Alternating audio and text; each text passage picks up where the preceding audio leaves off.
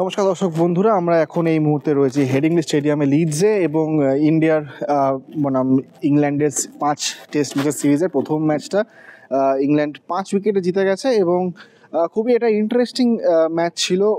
প্রচুর সময় এরকম এসছে যেখানে মনে হয়েছে যে দুটো দলই জিততে পারে, তো আলটিমেটলি ইংল্যান্ডের ব্যাটারদের দক্ষতায় তারা 5 উইকেটে জয়লাভ করেছে এবং আমরা প্রেস কনফারেন্স দুটো টিমেরই অ্যাটেন্ড করলাম। ইন্ডিয়ার তরফ থেকে হেড কোচ গৌতম গম্ভীর এসেছিলেন এবং ইংল্যান্ডের তরফ থেকে তাদের অধিনায়ক বেন স্টোকস এসেছিলেন এবং আপনারা লাইভ দেখেছেন দেবাশিস দা এবং অগ্নির, যেখানে ম্যাচ নিয়ে সমস্ত কিছু আপডেট আলোচনা হয়েছে। আমরা এই ভিডিওতে আলোচনা করব যে মূলত প্রেস কনফারেন্সে সাংবাদিক সাক্ষাৎকারে সম্মেলনে কি পয়েন্টস নিয়ে আলোচনা হয়েছে। সাংবাদিকরা প্রচুর প্রশ্ন করেছিল এবং গৌতম গম্ভীরের বডি ল্যাঙ্গুয়েজ থেকে বেশ বোঝা যাচ্ছিল যে তিনি হয়তো একটুখানি ম্যাচটার রেজাল্ট নিয়ে একটুখানি ফার্স্টেড হতে পারেন, কিন্তু looking forward to the Edgbaston test সেটাকে আমরা আলোচনা করবো। যে ত্রিশাদি হেসে ফেললো, এটা থেকেই বোঝা যাচ্ছে যে গৌতম গম্ভীরের প্রেস কনফারেন্স অলওয়েজই কিছু একটা ইন্টারেস্টিং হয়, বাট সেটা নিয়ে আমরা আলোচনা করব। প্রথমে যেটা আসবো, কী কী টপিক্সে কথা হয়েছে একবার জাস্ট ব্রিফ দিয়ে বলে দিই, বাট তবে তোমার কাছে যে প্রথম প্রশ্ন করবো সেটা হচ্ছে গৌতম গম্ভীরের বডি ল্যাঙ্গুয়েজ। মানে হি ওয়াজ not allowing the journalists to finish their questions, and সেটা একটুখানি কি ডিফেন্সিভ হয়ে যাচ্ছিলো, সেটা নিয়ে আসবো। মূলত প্রথমে কী কী পয়েন্টস নিয়ে আলোচনা করে সেগুলো জিজ্ঞেস করে নিই। যেটা সবচেয়ে প্রথম পয়েন্টস হতে বাধ্য ছিল সেটা হচ্ছে fielding problem and catching problem. তো আমরা দেখেইছি যে তার জন্য কতটা সাফার করতে হয়েছে ইন্ডিয়ান দলকে, সেটা আমরা দেখলামই। বুমরা অ্যান্ড তার ওয়ার্কলোড ম্যানেজমেন্ট, শার্দুল ঠাকুরের role, the positives in the side, যেরকম 5টা আমরা সেঞ্চুরি পেয়েছি, বুমরার 5 পেয়েছি, সমস্ত কিছু আলোচনা ছিল। তো সাথে প্রথম প্রশ্ন, গৌতম গম্ভীরের বডি ল্যাঙ্গুয়েজ, ওয়াজ ইট টু ডিফেন্সিভ? হ্যাঁ, প্রচণ্ড ডিফেন্সিভ, আর কোথাও না কোথাও আমার রুট লেগেছে। কারণ দেখো, তুমি যখন সাংবাদিক সম্মেলনে এসছো এবং সাংবাদিককে যদি তুমি কোয়েশ্চেনই পুরো না করতে দিচ্ছ, তাহলে আমি অবশ্যই বলবো যে তুমি মানে প্রথম থেকেই ভেবে এসছো।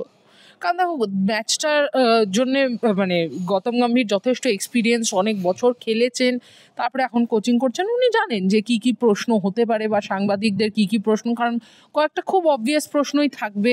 যেমন ধরো, ক্যাচেস যতগুলো তুমি ছেড়েছো, তোমার ফিল্ডিং নিয়ে প্রশ্ন উঠবেই, কারণ শুধু ক্যাচেস ছেড়েছো তা তো না, গোটা 30 থেকে 35 রান তুমি মাঠেও ছেড়েছো, পায়ের মাঝখান দিয়ে গলিয়ে দিয়েছো। মানে ফিল্ডিং এরার্স হয়েছে, ওভার থ্রোজ হয়েছে। আমরা দেখেছি করুণ নায়ার সিম্পল বল ক্যাচ করতে, মানে গ্যাদার করতে না পেরে পায়ের তলা দিয়ে 4 হয়ে গেছে। সো এরকম মাল্টিপল ইনস্ট্যান্সেস হয়েছে এবং সেটা নিয়ে যে প্রশ্ন হবে, এটার জন্য তোমাকে রকেট সায়েন্টিস্ট হওয়ার দরকার নেই, এটার জন্য তোমার সাংবাদিকও হতে হয়। এটা আমার বোনকে জিজ্ঞেস করলো, সেও এই প্রশ্নটা তুলবে। তুই তো তাও বোন বলছিলিস, মিষ্টুর তো তাও একটা বয়স আছে, আমি তো আমার নিস বলতে যাচ্ছিলাম যে 6 বছর বয়সী। কিন্তু আমার যেটা সত্যি কথা বলতে আমার একটু হালকা বিরক্তিই লেগেছে যে যেমন শুভায়ন আমাদেরই রেড ফোর্সের সাংবাদিক অ্যাকচুয়ালি জিজ্ঞেস করতে চেয়েছিল ঋষভ পান্থের ওয়ার্কলোড নিয়ে, কিন্তু গৌতম গম্ভীর কোয়েশ্চেনটাই শেষ করতে দিল না এবং নিয়ে নিল যে না শুধু ঋষভ পান্থ 2টো সেঞ্চুরি করেনি, প্রশ্নটা করতে গেছিল যে ঋষভ পান্থের 2টো সেঞ্চুরি প্লাস এত ওভার কিপিং করেছে। এই লাইনটাও তো শুনলো না। ঋষভ পান্থের 2টো সেঞ্চুরি শুনেই ঝাঁপিয়ে পড়ে বললো যে কেন বাকিরাও সেঞ্চুরি করেছে, but nobody was denying anybody's century. তো আমার সেই ক্ষেত্রে মনে হয়েছে যে ডিফেন্সিভ, কারণ জানেন যে হয়তো ডিফেন্সিভ হয়ে না খেললে প্রচুর প্রশ্ন উঠবে। কারণ গৌতম গম্ভীরের আন্ডারে কিন্তু এটা 9 নম্বর টেস্ট ম্যাচ ছিল, একটা জিতেছি আমরা, সেনা কান্ট্রিজের বিরুদ্ধে একটা, 2টো তো ওভারঅল। একদম, সেনা কান্ট্রিজে একটা আর 2টো ওভারঅল, আর বাকি সব হেরেছি। So not a very good statistics to be proud of. And এটা বলা যেতে পারে যে হ্যাঁ, এই আগামী যে 4টে টেস্ট আসছে সেটা কিন্তু এই টেস্টটার থেকে সহজ হবে না, বরং কঠিন হবে বেশি। কারণ তার 4টের মধ্যে 2টোতে বুমরাকে পাবো আমরা, এবং ইংল্যান্ডের তরফ থেকে গাস অ্যাটকিনসন ফিরছে। আমার টাং টুইস্টার হয়ে গেছিলো। অ্যান্ড সাথে জফরা আর্চার হয়তো লর্ডস টেস্ট থেকে ফিরবেন, হয়তো বার্মিংহামে থাকবে না, লর্ডস থেকে হয়তো ফিরবেন উনি। ইনফ্যাক্ট যদি লেটেস্ট খবর ঠিক হয়, যদি লেটেস্ট খবর মানতে হয়, তাহলে মার্ক উড 5th টেস্টে খেলবে। আমার ধারণা যে মার্ক উড 5th টেস্টে তখনই খেলবে যখন হয়তো সিরিজটা যদি 2-2 বা কিছু থাকে। ইংল্যান্ড যদি ততক্ষণে সিরিজ জিতে যায়, মনে হয় না মার্ক উডকে খেলাবে, প্রিজার্ভ করবে অ্যাশেজের জন্য। একদমই তাই। আমরা প্রথমে বডি ল্যাঙ্গুয়েজ নিয়ে কথা বললাম, এবার কিছু কিছু পয়েন্টার্স আমার তুলে ধরবো যেগুলো নিয়ে প্রশ্ন উঠেছিল। অবশ্যই যে পয়েন্টটা আলোচনা করলাম যে ফিল্ডিং অ্যান্ড মিসড অপরচুনিটি, সেটা নিয়ে তো উনি বললেন যে কেউ নিজের থেকে ইচ্ছা করে না, জার্নালিস্টও বলছিল না যে কেউ ইচ্ছা করে পৃথিবীর সমস্ত বড় বড় ফিল্ডাররাই মিস করেছেন, বাট দ্যাট ডাজন্ট জাস্টিফাই যে এতগুলো একসাথে মিস হচ্ছে। অ্যান্ড স্পেশালি সামওয়ান লাইক যশস্বী জয়সওয়াল, যাকে আমরা দেখেছি যে বিজিটিতেও তিনি তার ফিল্ডিং নিয়ে ইস্যুস ছিল, তিনি ফার্স্ট ইনিংসে স্লিপে থেকে মিস করেছেন, আজকে স্লিপ ছাড়াও আউটফিল্ডে মিস করছেন। তো ওভারঅল অনেক কিছু প্রশ্ন কিন্তু উঠবে ফিল্ডিং নিয়ে এবং টি দিলীপের ভূমিকা নিয়ে। একদমই তাই, আর কেন না উঠবে, মানে তুই অ্যাটিটিউডটা দেখ, শার্দুল ঠাকুর পিছলে পড়লে, এবং পিছলাতেই পারে, কারণ আজকে যেটা মানে গতকাল যেটা হচ্ছিল আপনারা আজ সকালে দেখছেন, তো মাঠটা মাঝে মাঝেই ভিজে থাকছিল, কারণ ড্রিজলটা মাঝে মাঝে হচ্ছিল, আবার রোদ উঠছিল। তো সেই ক্ষেত্রে আমি বুঝতে পারছি যে কেন পিছলে গেছে। ওইদিকে আরেকবার নীতিশ কুমার রেড্ডিও পিছলে ছিল, কিন্তু পিছলে যখন বলটা মিস হয়েছে, পিছলে শুয়ে থাকার দরকার কি, উঠে তো বলটা আটকাবি, মানে দূরানো আটকাবি। এক্স্যাক্টলি, মানে ওইটা থেকে আমাদের গ্রুপেও এটা নিয়ে কথা হচ্ছিল যে যেই মুহূর্তে পড়ে গেলেন উনি জাস্ট পিছনে তাকিয়ে দেখলেন অ্যাজ ইফ সবকিছু শেষ হয়ে গেছে দুনিয়ার, আমরা কিছু করার নেই। হ্যাঁ, তোমার পা পিছলে গেছে, তুমি উঠে রিয়াক্ট করো। অন্য দিক থেকে আরেকজন এসে সেটাকে ক্যাচ করতে, মানে গ্যাদার করতে যাচ্ছিল, তখন তিনি উঠে সেনে গেলেন। সো আই গেস টিমের মধ্যে কোঅর্ডিনেশনেরও কিছু অভাব হয়ে থাকতে পারে, বিকজ এরকম আমরা ইনস্টেন্সেস দেখেছি যেখানে ওভার থ্রোতে রান বেরিয়ে গেছে। হ্যাঁ, সেটা কিন্তু কোনো ওয়েল টিউন টিমের সচরাচর হয় না। তো আমি যে একটা থ্রো করবো সেটাকে কভার আপ করার জন্য যে একটা লোক আসবে, সেরকম লোক ছিল না। এরকম 2-3টে ইনস্টেন্সেস হয়েছে। পরের পয়েন্টে আসে যেটা নিয়ে আলোচনা করা হচ্ছে, সেটা হচ্ছে শার্দুল ঠাকুরের রোল। শার্দুল ঠাকুরের রোল নিয়ে আমরা নিজেরাও আলোচনা করেছি যে তাকে নেওয়া হলো, তাকে বল দেওয়া হলো না। আজকে কিন্তু তিনি মানে লাস্ট ডেতে 5th ডেতে কিন্তু তিনি 2টো ইম্পর্টেন্ট উইকেট পেলেন, but I think it was too late. ওই সময় পেয়েও সেরকম কিছু লাভ হলো না। বাট হ্যাঁ, ওভারঅল শার্দুল ঠাকুরের রোল নিয়ে কিন্তু একটা প্রশ্ন থেকেই থাকছে। উনি বললেন যে অনেক সময় হয় যে অধিনায়ক মাঠের যে ইনস্টিংস, যে কন্ডিশনস থাকে সেই হিসেবে ডিসিশন নেন, অ্যান্ড শার্দুলের কোয়ালিটি নিয়ে আমাদের কোনো রকমের প্রশ্ন নেই, তাই কোয়ালিটি আছে বলে তিনি জাতীয় দলের প্রতিদিন খেলছেন। বাট তোমার কি মতামত ওনার বক্তব্য নিয়ে? গম্ভীর আরেকটা পয়েন্ট বললো যে সেটা হচ্ছে যে জাডেজা ভালো বল করেছিল বলে শার্দুলকে বল করানো হয়নি। এই ব্যাপারটা আমি বুঝতে পারলাম না, একটু ভেবলে গেলাম। মানে জাডেজার থেকে কি এক্সপেকটেশন ছিল, যে জাডেজা বল করবে না, বা জাডেজা 6 ওভার বল করবে ভেবেছিল? সেটা তো হতে পারে না। না, হ্যাঁ, জাদেজার কাছ থেকে যেটা কেউই এক্সপেক্ট করে না সেটা হচ্ছে জাদেজা 5 উইকেট নিয়ে নেবে। Jadeja is a defensive bowler, Jadeja is an economical bowler. তার রোল হচ্ছে যে তুমি কম রান দিয়ে টাইট রাখবে একটা এন্ড থেকে, কিন্তু জাদেজা যে লম্বা বল করবে, এটা যদি না জেনে জাদেজাকে সিলেক্ট করা হয় তাহলে আর আমার কিছু বলাই নেই। আরেকটা প্রশ্ন আমার মাথায়, মানে এটা আলোচনা হতে আসলো, যদি এরকমই হয়ে থাকে যে জাদেজা ভালো বল করেছে বলে শার্দুলকে কাট অফ করে দেওয়া হলো, তার মানে কি আগে থেকে প্রি প্ল্যান্ড কোনো স্ট্রাকচার ধরা ছিল না যে একে দিয়ে আমরা এই ওভারগুলো করাবো? এক্স্যাক্টলি ওভার না থাকলেও আমারও এটাই কথা যে তুমি তো শার্দুলকে নিয়েছো, জাদেজা খারাপ বল করলে শার্দুলকে বল করতে দেবো বলে না। মানে আগে থেকে তো একটা প্লেয়ারকে নিয়ে মাথায় প্ল্যান থাকা উচিত। আর আমার কথা হচ্ছে, তুমি যেখানে ওয়ার্কলোড ম্যানেজমেন্ট নিয়ে এত কথা উঠছে, শুধু বুমরা কেন বলছো? হ্যাঁ, বুমরা, সিরাজকেও 5টা টেস্ট খেলতে হবে, সিরাজকে তো খেলতেই হবে, কারণ তুমি বুমরাকে 5টা টেস্টে পাবে না। Same goes for a few other bowlers, someone like Rabindra Jadeja. আমি জানি অনেকেই টুইটারে লেখে যে জাদেজা তো উইকেট পায় না। আরে জাদেজার রোলই না উইকেট পাওয়ার। এখানে যদি কুলদীপ এই স্পেলটা বল করতো তাহলে কিন্তু আমাদের সবার সেখানে কুলদীপকে আমরা প্রশ্ন করতাম, কারণ কুলদীপের উইকেট টেকিং রোল, জাদেজার ডিফেন্সিভ রোল, দুটো আলাদা রোল থাকে। এবং ভাগ্যিস জাদেজা ডিফেন্সিভ বল করেছে। প্রথম ইনিংসেও যদি আপনারা দেখেন, কোনো বোলার কিন্তু মানে কি বলে, প্রসিদ্ধ কৃষ্ণা হোক, ইভেন মোহাম্মদ সিরাজ 100-র ওপর রান দিয়েছে তারা।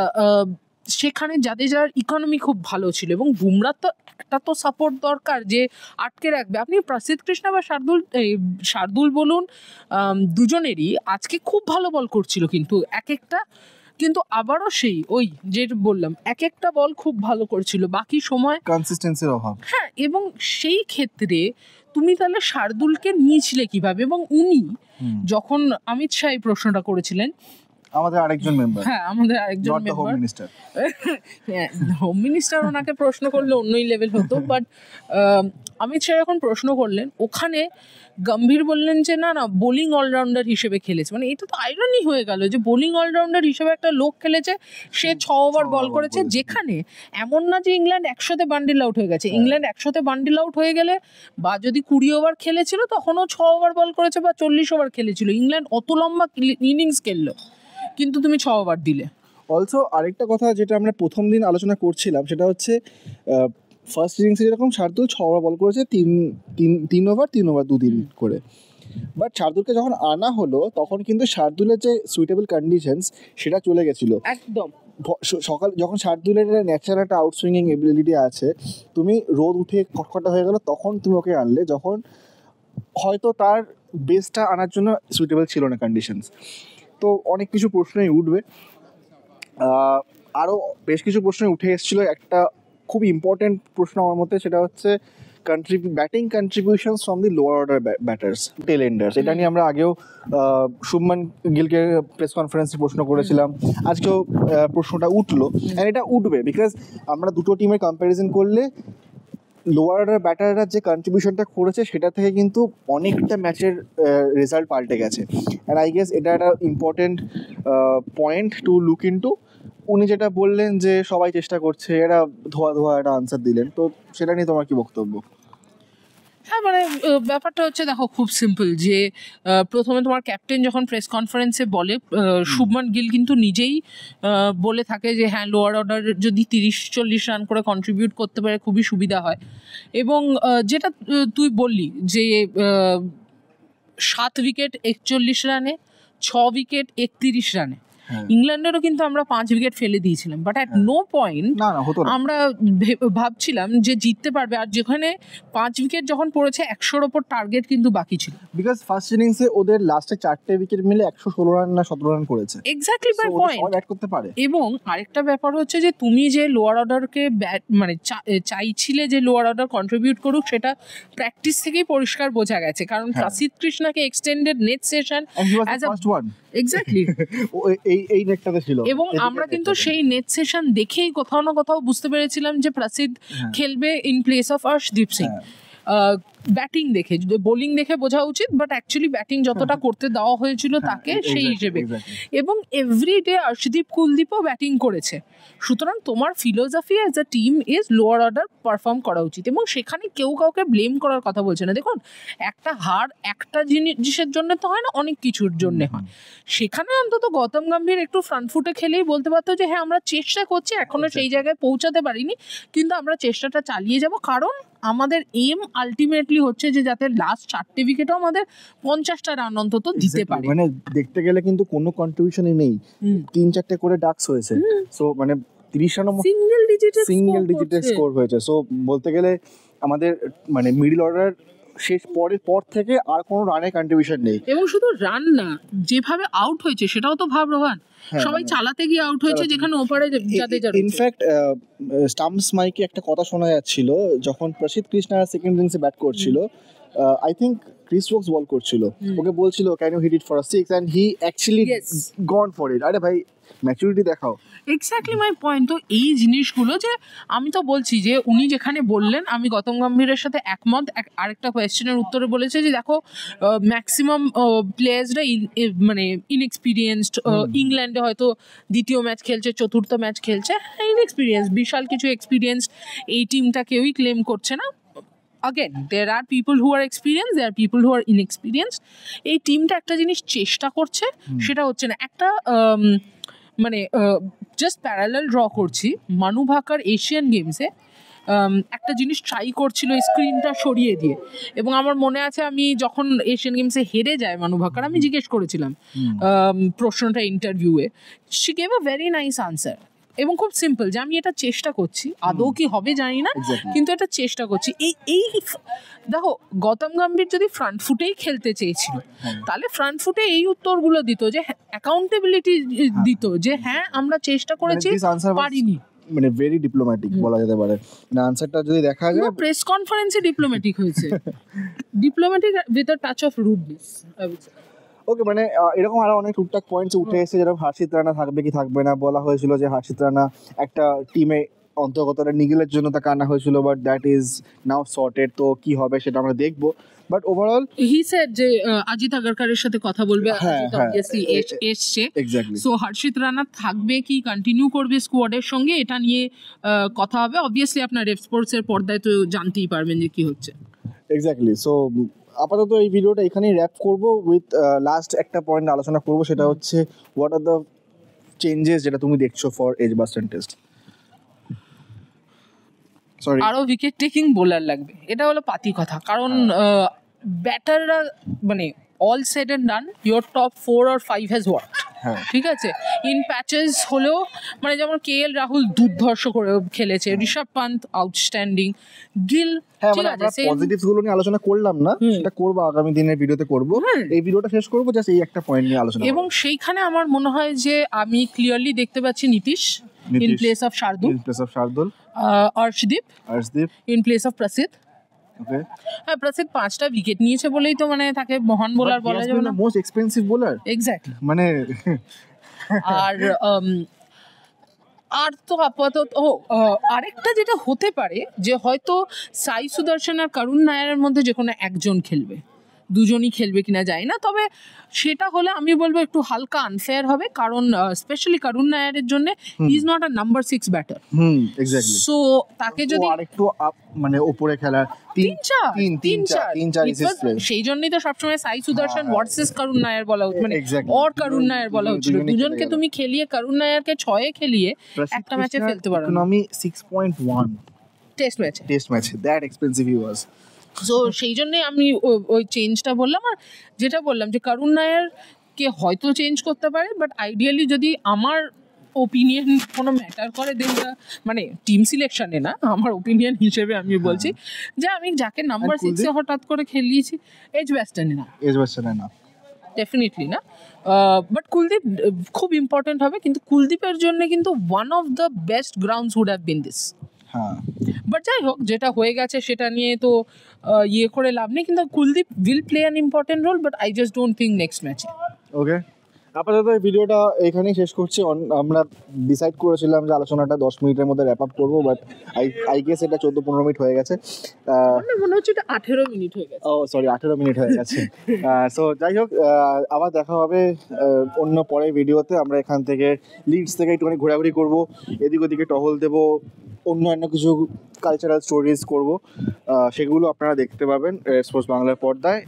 And then we move to Birmingham, and সেখান থেকে সমস্ত কিছু আপডেট থাকবে, both from practice, team news and ওখানকার কালচার অ্যান্ড অল। হ্যাঁ, বন্ধ করার আগে একটাই জিনিস বলি, আজকে টিম ইন্ডিয়া বার্মিংহাম চলে যাচ্ছে। তো আপনারা সেই ভিজুয়ালসও দেখতে পাবেন অবভিয়াসলি। কোন চ্যানেলে দেখতে পাবেন আর কোন চ্যানেলে? রেফ স্পোর্টস বাংলা। লাইক, শেয়ার এবং সাবস্ক্রাইব করুন এবং দেখতে থাকুন রেফ স্পোর্টস বাংলার পর্দায় চোখ রাখুন, কারণ ফুটবল, ক্রিকেট এবং যাবতীয় অন্যান্য স্পোর্টস আপনারা এখানেই পাবেন। Thank you.